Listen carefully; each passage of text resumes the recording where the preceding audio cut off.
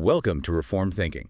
This is our deep dive for today, and I want you to just picture a scenario for a second. Okay, let's hear it.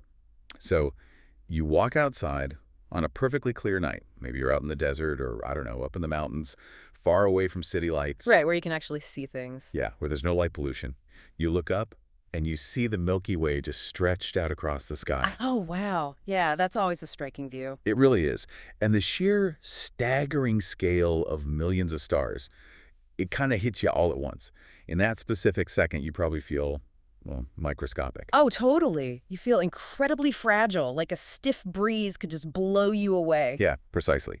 Now, I want you to contrast that massive, overwhelming feeling with a completely different scene. Okay. Picture a quiet nursery where a 6-month-old baby is learning to babble, just making basic instinctual sounds. That's quite a shift. Right. Our brains naturally want to put this massive divide between the awe of the cosmos and the frailty of that nursery. They just don't seem to belong in the same conversation. They really don't. I mean, you have burning stars on one hand and a helpless infant on the other. But today we're looking at a text that takes the blazing universe and the babbling infant, smashes them together, and argues that human weakness, your specific, undeniable frailty, is the very instrument God uses to silence his harshest critics. It is a phenomenal contrast. And, to unpack how that mechanism actually works, we are looking closely at David Brown's commentary on Psalm 8. Yeah, and his approach is it's really something else. It really is. What makes this specific analysis so striking is how it refuses to let us settle for a surface-level reading. Brown takes us through the linguistic nuances, the cultural backdrop of ancient Israel, and the massive theological implications. Tying it all together. Right. Tying the original creation mandates of the Old Testament directly to their fulfillment in the New Testament. Which is huge. Yeah. He shows us that the shift from the stars to the nursery isn't just, poetic whiplash. It's intentional? Very intentional. It is a highly calculated theological argument about how God governs the world, how he deals with rebellion, and how he views humanity. Right, and before we even get into the actual poetry of the psalm, there's a massive clue sitting right at the top in the heading. Oh, the musical direction? Yeah. If you open your Bible right under Psalm 8, you'll see musical direction. It says, upon the Gittith. Which is so easy to miss. It really is. Yeah. I think most people, myself included, usually just skip right over those headings. We assume they're just, I don't know, ancient administrative notes for the choir director. Like sheet music instructions. Yeah, like plays in G minor or something. But Brown points out that this specific tune, the Gittith, comes from the word gath, which translates to winepress. So it's agricultural. Yes. Yes. It indicates a joyous, upbeat tune that the Israelites used during the gathering of the vintage, the grape harvest. We see it pop up again in Psalms 81 and 84. So the vibe is basically a celebration. Well, spot on. Yeah. The intended mood here is celebration. It's an admiration of God's beneficent providence.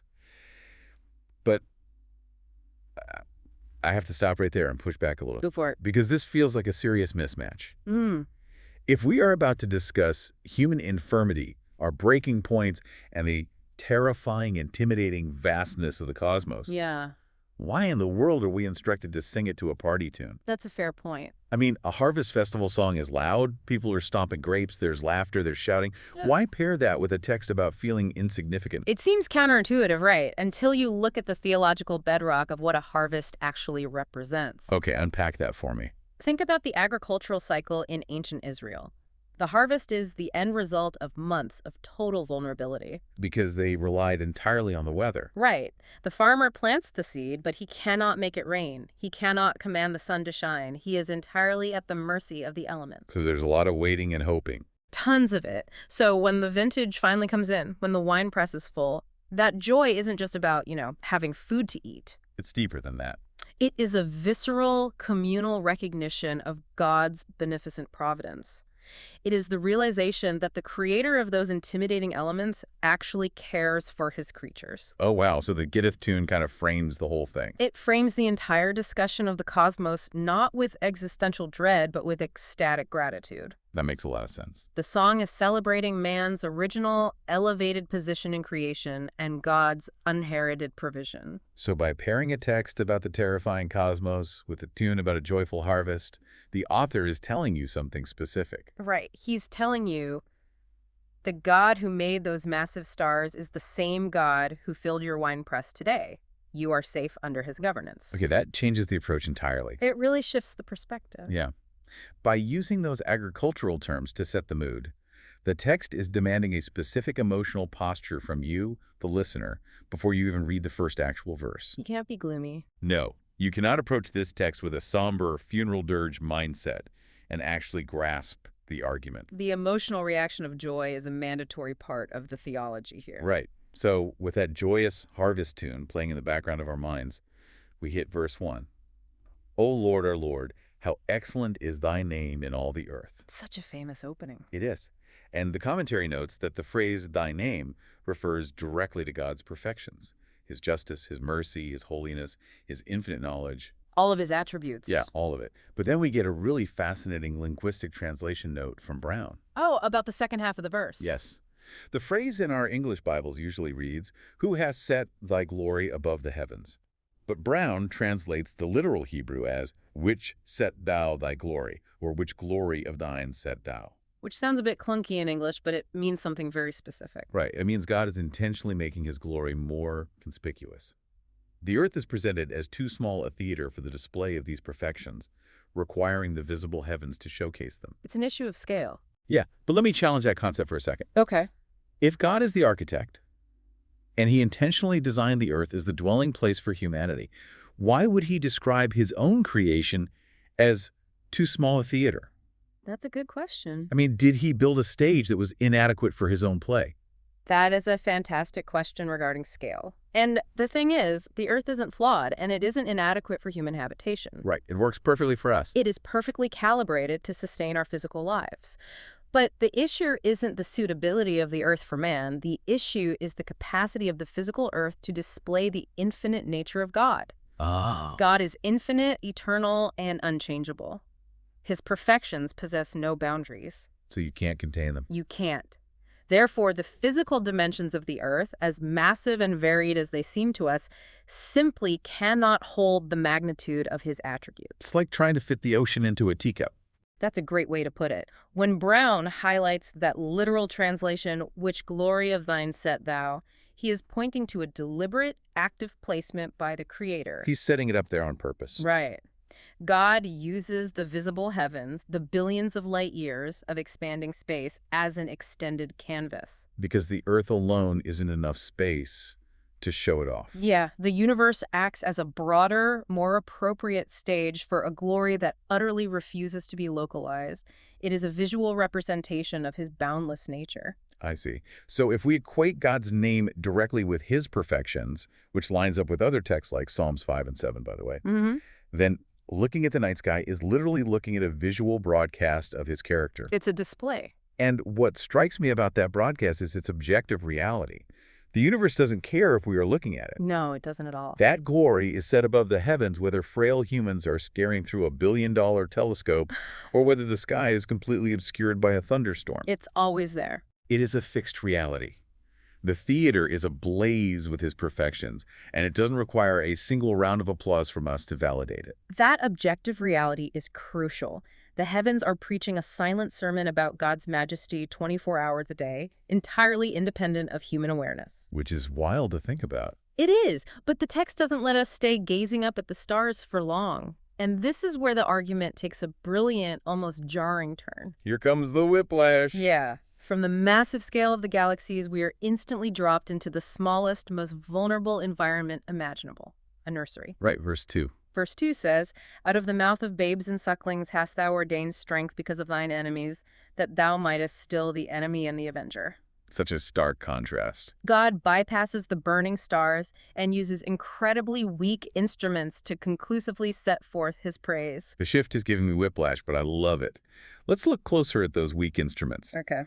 In the cultural context of ancient Israel, sucklings weren't necessarily newborns, right? I know, usually. The commentary points to 1 Samuel in the Gospel of Mark to show that children in that culture were often nursed until they were 2 or 3 years old. So they were toddlers. Yeah, they were of an age where they were beginning to speak, to form words, to interact with their environment. Right. But the text says God ordained strength out of their mouths to silence the avenger. Which sounds intense. It does.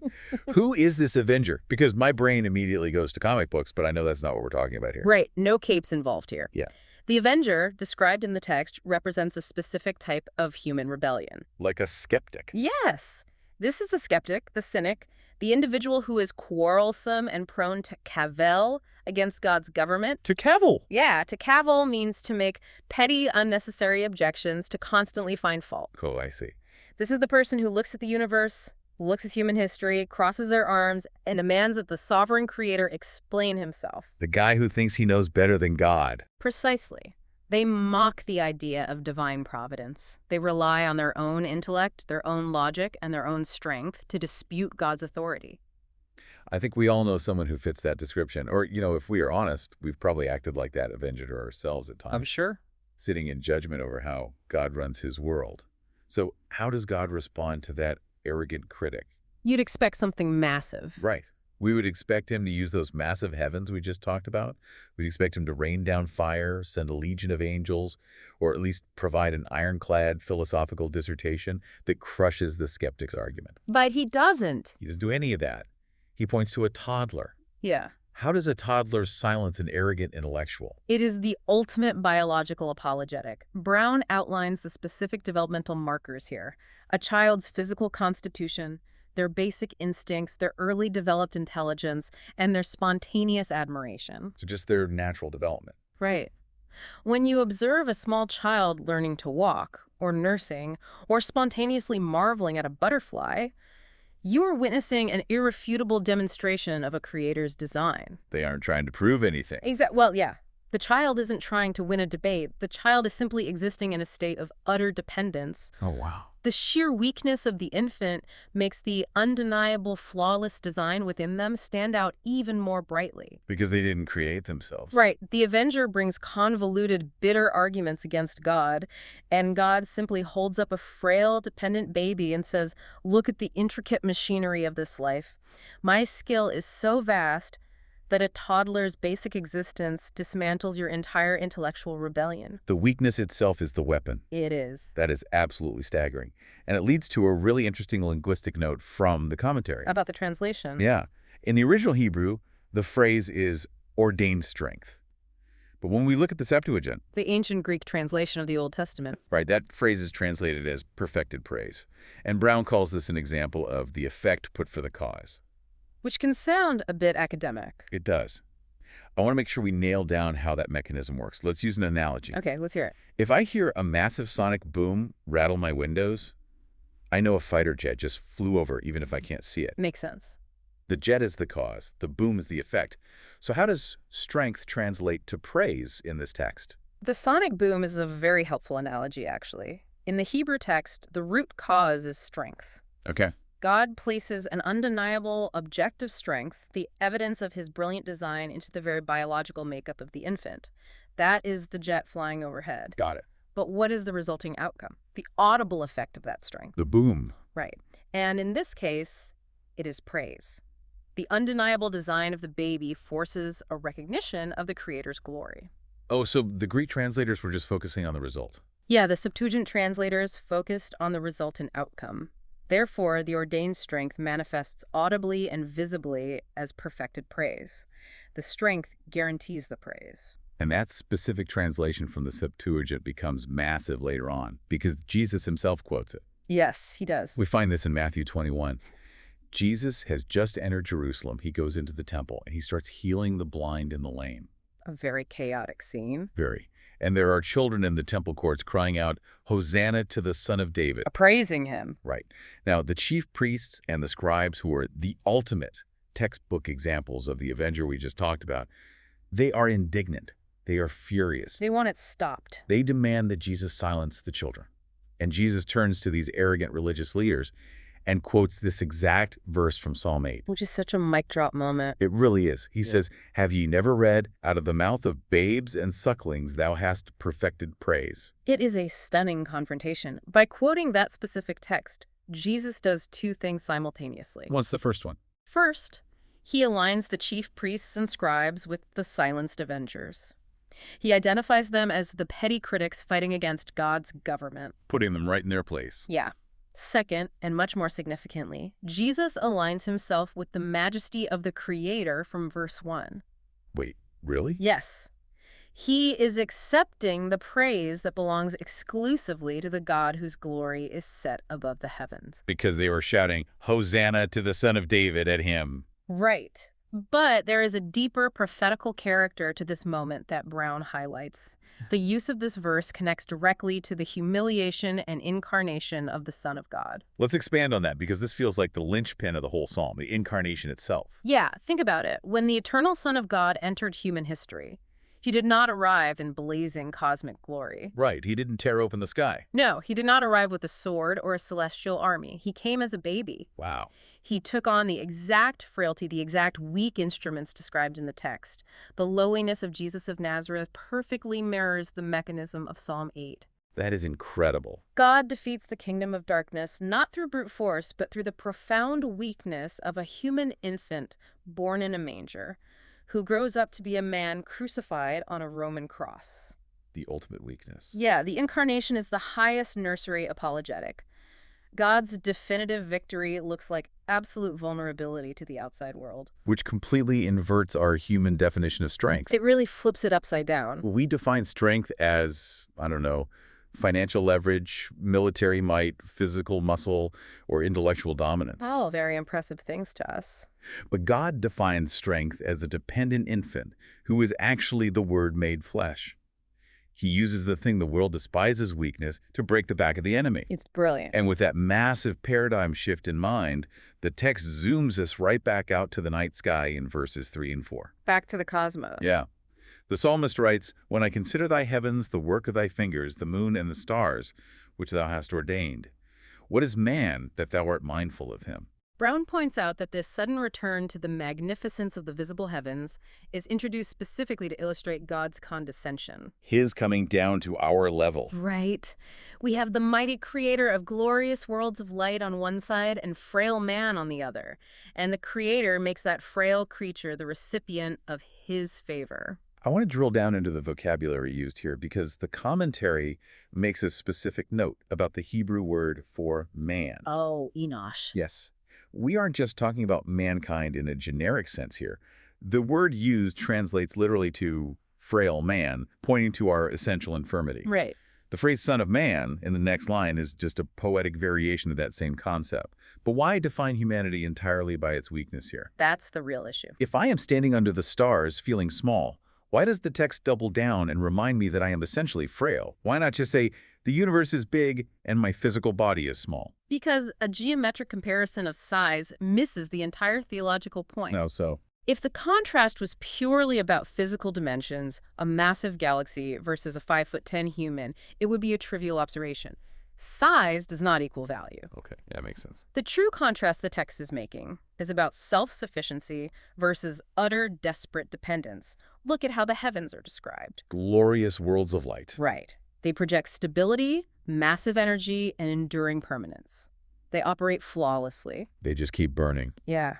In stark opposition, the Hebrew word chosen for man carries the undeniable connotation of mortality, sickness, emotional collapse, and inherent frailty. It's the difference between a titanium vault and a fragile, cracked clay pot. That is a perfect analogy. We possess an essential infirmity. We break easily. We really do. We get sick, we age, we suffer mental anguish, and inevitably we face physical death. So it's not just about being small. No. The astonishment of the psalmist is not just that a big God notices a small creature. The astonishment is that the architect of unyielding, burning, self-sustaining stars would deliberately turn his attention to creatures that are defined by their propensity to break. And the text says, he doesn't just notice us, he visits us. Ah, yes, the visitation. The phrase is, and the Son of Man that thou visitest him. Now, when I think of a visit, I think of dropping by a friend's house for coffee. It's really a casual thing. Yeah, it's casual. But based on the commentary, this biblical concept of visiting carries a massive amount of weight. It isn't a social call. Not at all. In the scriptural framework, when God visits, it means he actively intervenes in the historical reality of his people. He steps out of eternity and into our timeline. It's an action. Yes. Now, sometimes in the Old Testament, God visits in judgment. He visits the iniquity of the fathers upon the children, or he visits a wicked city to bring justice. Like Sodom and Gomorrah. Right. But here, Brown specifies it is a visitation in favor. It is active, intentional, covenantal kindness. Covenantal kindness. Yeah. God doesn't just observe human frailty from a safe distance with a sense of mild pity.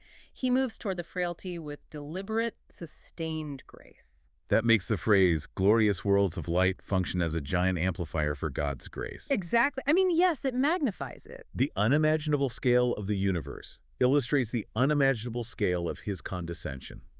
Think about it. Okay. God could spend eternity managing the orbits of 1 billion galaxies. Those stars require zero maintenance. They don't talk back. They don't rebel. Right. They just burn exactly where he placed them. Yet, he chooses to regard humanity a frail, failing, rebellious species. Makes no logical sense from a human perspective. None at all. The choice to care for us, to visit us in favor, is a deliberate, unforced act. And this touches on a core truth regarding God's sovereignty and providence. God owes humanity absolutely nothing. He's not obligated. Right. The universe operates entirely by the word of his mouth, and our physical existence is sustained breath by breath strictly by his decree. We depend on him for every heartbeat. We do. The marvel of the psalmist is the realization of entirely unmerited favor. Why would the infinite God of the cosmos bind himself covenantally to a frail, failing creature? And the answer to that question leads us directly to the shocking status God originally gave to humanity, which we see in verse 5. Yes, verse 5 is pivotal. Right. Verse 5 drops a massive paradox right in our laps. Yeah. Despite this essential infirmity we just spent so much time discussing, the text declares something wild. What does it say? It says, "For thou hast made him a little lower than the angels, and hast crowned him with glory and honor." A huge shift. Yeah. Brown points out that glory and honor are literal attributes of royal dignity. He references Psalms 21 and 45 to prove that these are terms used for kings. Royal language. He roots this firmly in Genesis chapter 1, noting that this describes Adam's original condition and dominion over creation. Right, back in Eden. But then Brown adds a massive caveat.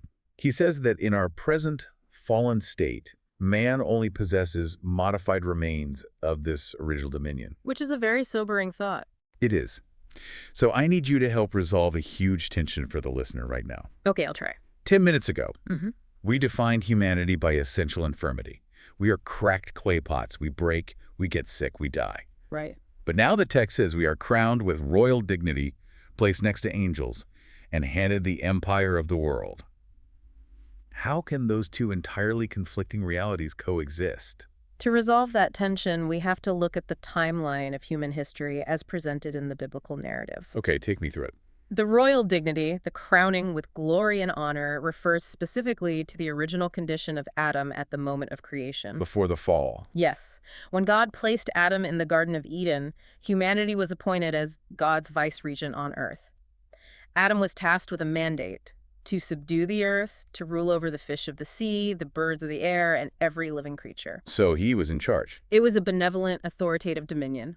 In that original state, there was no essential infirmity. He wasn't breaking it. No, there was perfect, unbroken communion with the Creator and untainted authority over the physical creation.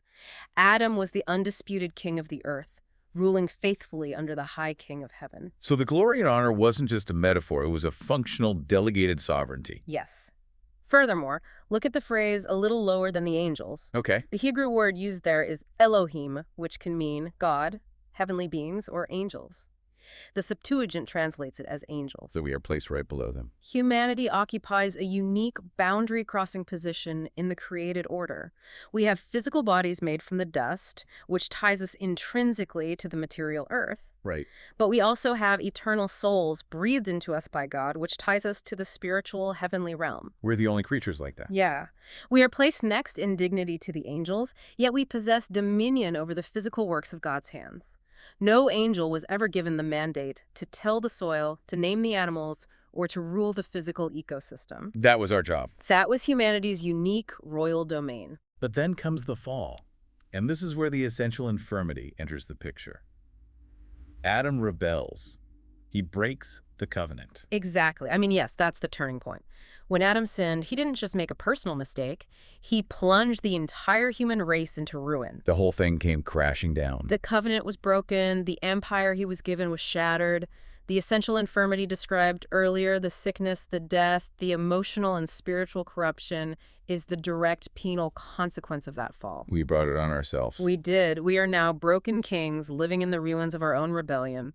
When Brown uses the phrase modified remains of this original dominion, he is pointing to the fact that the image of God in man is severely marred and corrupted, but it is not entirely eradicated. Let me make sure I grasp the practical application of modified remains. Yeah. When we look at human history, we see humanity building massive skyscrapers, splitting the atom, mapping the human genome, writing brilliant symphonies, and sending rovers to drive around on Mars. We do some incredible things. Are those achievements the modified remains? Are we seeing the lingering echoes of that original mandate from Eden? That is an accurate assessment. Those achievements are flashes of the royal dignity that still resides within the human race. We still possess an innate drive to subdue the earth and uncover its secrets. Because it's hardwired into us. Yeah. But notice how severely fractured and tainted that dominion is today.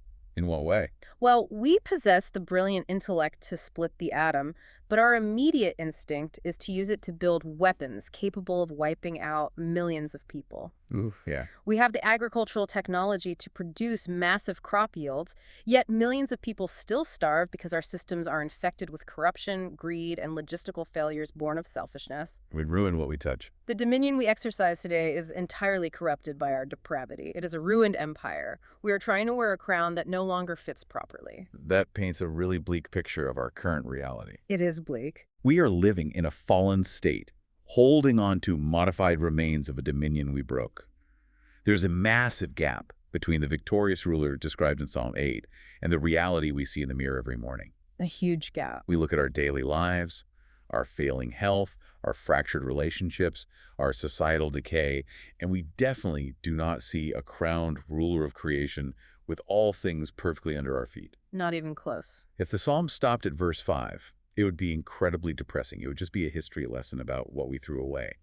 This broken partial dominion requires a massive solution. And the necessity brings us to the breathtaking climax of the text in verses 6 through 8. The resolution. Right.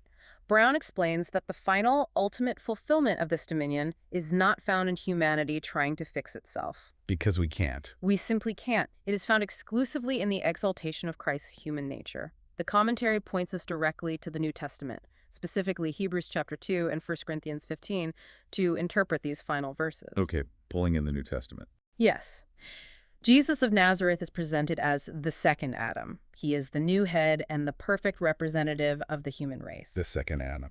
And the text declares that all things, with the sole exception of God himself, are put entirely under his feet.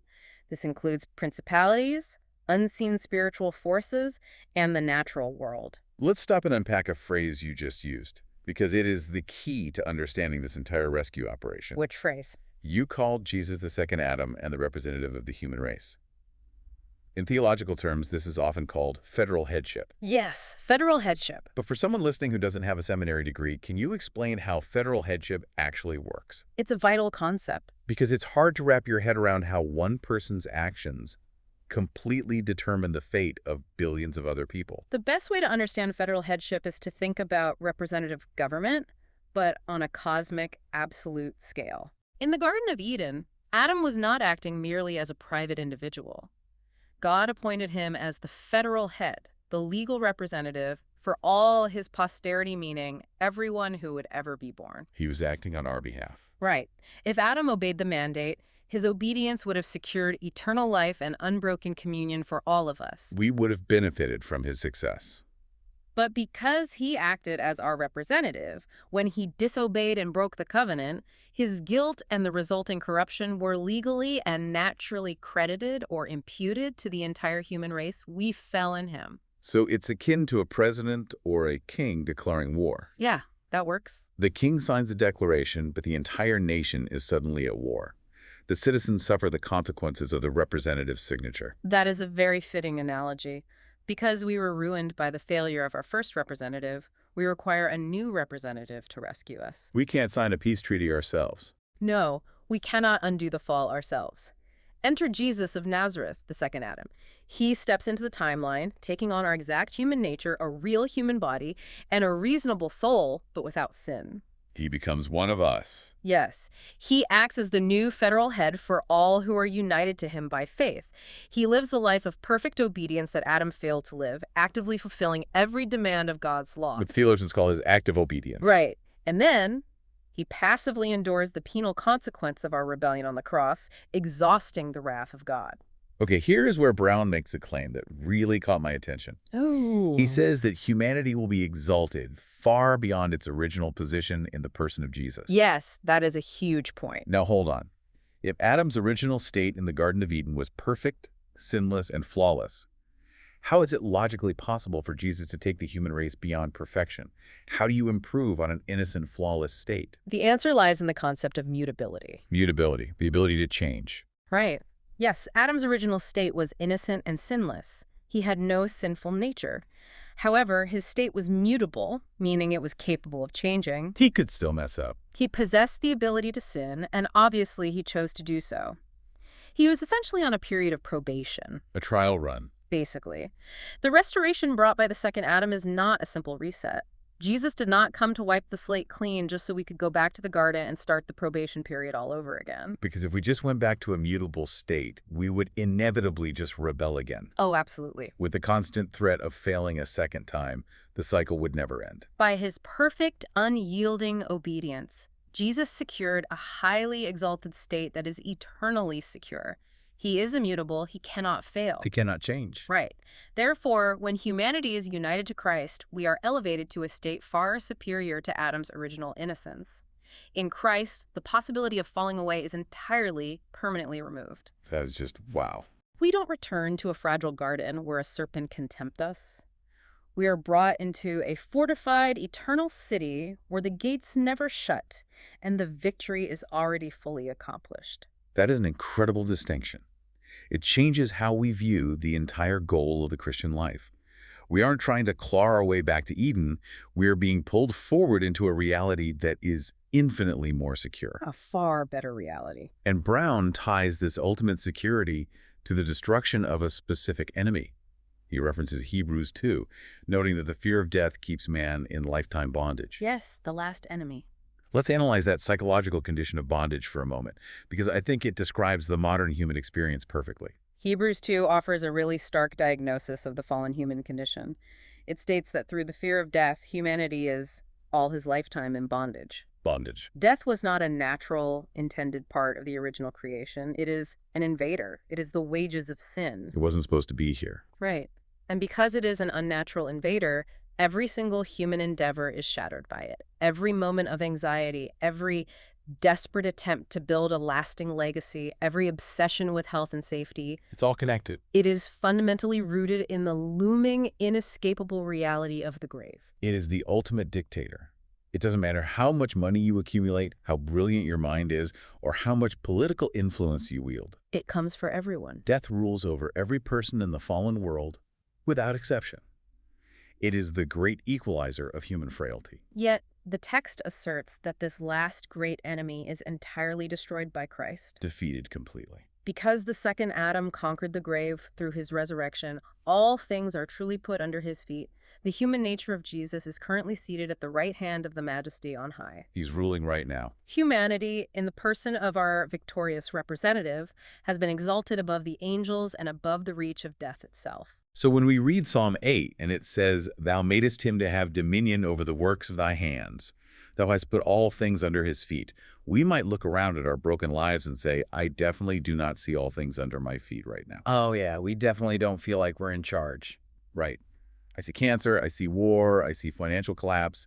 But the writer of Hebrews addresses that exact concern. He anticipates the objection. He says, essentially, we don't yet see all things put under him, but we see Jesus. Christ is the fulfillment. This brings up a critical interpretive tool that Brown calls typical language. Typical like types and shadows. Yes. Psalm 8 describes man's present, observable relation to creation, the birds, the fish, the cattle, but it fundamentally operates in a higher prophetic sense that is fulfilled only in Jesus. Pointing forward. The Old Testament types, shadows, and poetry always point toward a greater concrete substance in the New Testament. The dominion over the physical animals in Genesis was just a localized shadow of the cosmic eternal dominion Christ exercises over all principalities, powers, and even death itself.